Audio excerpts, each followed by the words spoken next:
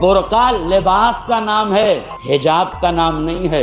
इसलिए जुमला सुन लीजिए और जो नौजवान इस जुमले को समझ जाए उन्हें मेरी तरफ से सुभान अल्लाह है। दोस्तों, इस्लाम धर्म जितनी तेजी से फैल रहा है, इसे लेकर लोगों के मन में उतने ही ज्यादा सवाल उठ रहे हैं। जैसे कि क्यों इस्लाम धर्म में मांस खाना इतना जरूरी माना जाता है, इस्लाम धर्म के लोगों को क्यों अपने ही भाई बहन से शादी करना पड़ता है, और ये लोग मरने के बाद इंसान को दफना क्यों देते हैं। इतना ही नहीं, आजकल सबसे बड़ा सवाल तो ये खड़ा हो रहा है कि क्या वाकई में इस्लाम धर्म के लोग रावण की बहन शूर्पणखा के वंशज हैं या फिर सच्चाई कुछ और ही है। आज की इस वीडियो में आपको सब कुछ बताऊंगा, बस मेरे साथ वीडियो में इसी तरह बने रहें। वीडियो में आगे बढ़ें उससे पहले अगर आप एक सच्चे हिंदू हैं तो सब्सक्राइब करें फैक्ट मंत्रा चैनल को और बेल नोटिफिकेशन को ऑल पर लगाएं ताकि कोई भी वीडियो मिस ना हो। दोस्तों, सबसे पहला सवाल तो ये खड़ा होता है कि इस्लाम धर्म आया कहां से। इस सवाल का जवाब जानने के लिए हमें रामायण की एक कथा पर गौर करना होगा।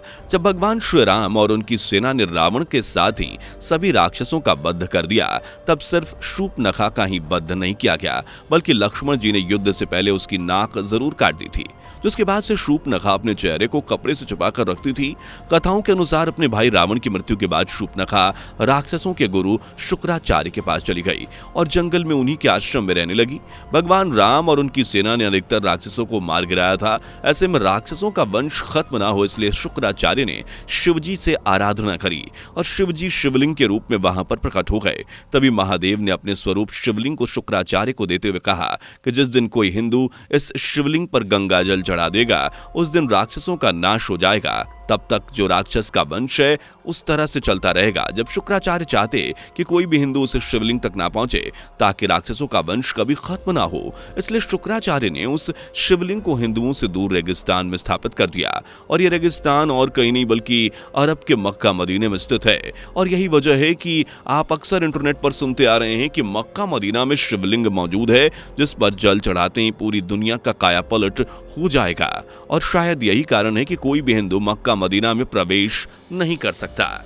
और इसलिए इस कथा के अनुसार देखें तो दोस्तों, एक सवाल ये भी सामने आता है कि इस्लाम धर्म की महिलाएं मुंह क्यों ढकती हैं। असल में शूर्पणखा हमेशा अपना चेहरा ढक कर रखती थी। उसकी परंपरा को पूरी तरह से उनके वंशजों ने निभाया, इसलिए इस्लाम धर्म की महिलाएं अपना चेहरा ढक कर रखती हैं। और अगर आप देखेंगे तो मुसलमान के लिए शुक्रवार का दिन यानी जुम्मा काफी खास माना जाता है।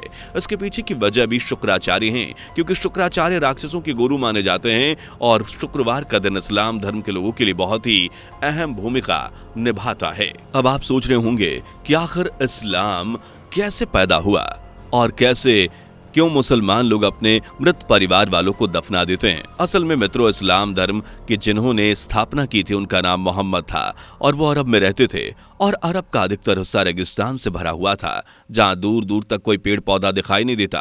अब ऐसी स्थिति में अगर कोई इंसान मर जाएगा तो उसे जलाने के लिए लकड़ियों को कहां से लाया जाएगा। यही वजह है कि अरब के लोग मृत शरीर दफना दिया करते थे और वही परंपरा आज तक चली आ रही है। वहीं आपने देखा होगा कि मुसलमान मर्द अपने सिर पर गोल टोपी पहनते हैं। उसके पीछे भी एक कारण है। असल में अरब के लोग तेज धूप में रेगिस्तान में सफर करते थे, जिस वजह से वहां पर लोग अपने सिर को ढकने के लिए टोपी पहनते थे ताकि वो खुद को धूप और भीषण गर्मी से बचा सकें। पर आज वो एक प्रथा बन गई है, मुस्लिम लोग इसे फॉलो करते हैं। अब लोगों इस बात को लेकर बड़ा कंफ्यूजन है कि इस्लाम धर्म के लोग अपने करीबी रिश्तेदारों से शादी क्यों करते हैं। मुसलमान अपनी सगी बहन या भाई को छोड़कर चाचा मामा ताऊ बुआ के बच्चों से शादी कर लेते हैं, उनके साथ अपना घर बसाते हैं। वहीं सनातन धर्म में सगी बहन के अलावा भी अगर आपने किसी लड़के को बहन का दर्जा दे रखा है तो शादी तो क्या, आप उसकी तरफ गंदी सोच भी नहीं रखते। और हिंदू शास्त्रों में बहन और भाई की शादी एक दूसरे से ना करके एक नहीं बल्कि कई कारण दिए गए हैं। दोस्तों, शास्त्रों के अनुसार भाई बहन एक ही गोत्र के होते हैं और हमारे धर्म में एक ही गोत्र में शादी करना गलत बताया गया है।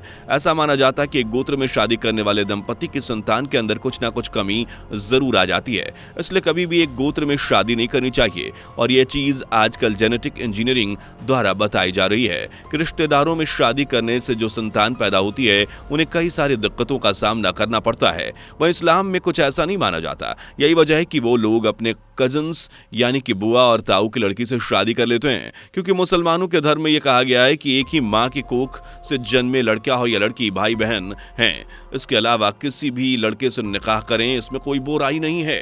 वैसे क्या आप ये जानते हैं कि दोस्तों हमारे सनातन धर्म में दूसरी जाति में शादी करना भी सही माना जाता है। कहते हैं कि आप किसी दूसरी जाति के लड़के या लड़की से शादी करते हैं तो दो अलग जाति वाले मूल गुणों का मिलन होता है।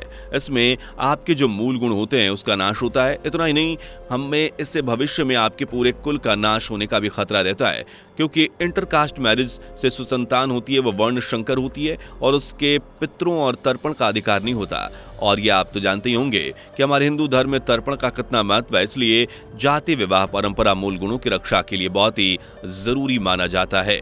पर दोस्तों अब ये चीज बदलती जा रही है। लोग दूसरे धर्म के लोगों से भी शादी कर रहे हैं, फिर भी अपने मूल गुना को कायम रखने की पूरी कोशिश करते हैं। यहाँ तक कि कोई सारे डॉक्टर्स का भी कहना है कि अब लोगों को दूसरे धर्म नहीं बल्कि दूसरे देशों के लोगों से शादी करनी चाहिए, क्योंकि इससे जो संतान जन्म लेगी उसके अंदर अलग अलग तरह के जेनेटिक्स डेवलप होंगे जो आने वाले भविष्य के लिए बहुत ही बढ़िया हैं। पर यह बात इस्लाम धर्म के लोग मानने को तैयार नहीं होते। वे शुरुआत से ही अपने कबीले और रिश्तेदारों से ही शादी करते आ रहे हैं और इस परंपरा को वो आगे बढ़ाते रह रहे हैं। तो दोस्तों उम्मीद है कि आपको आप सभी के सवालों का जवाब मिल गया होगा। बाकी आपका वीडियो के विषय में क्या कहना है कमेंट में जरूर बताएं और इस तरह की वीडियोस को देखते रहने के लिए हमारे चैनल फैक्ट मंत्रा को सब्सक्राइब करना ना भूलें। धन्यवाद। दोस्तों आपको स्क्रीन पर 2 और वीडियोस दिखाई दे रही हैं, जिसे देखने के लिए स्क्रीन पर क्लिक करें।